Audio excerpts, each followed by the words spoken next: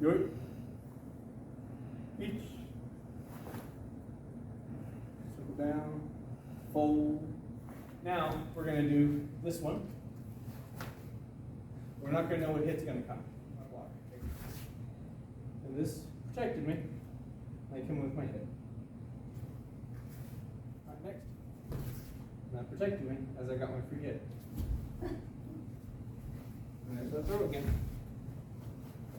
And I hit it man. We do an application. It's not going to look like the kata. It's just not. You're going to do the same techniques, but you got to adapt to the situation, right? So when Kelsey comes at me, right? No, it's going to be you hit me.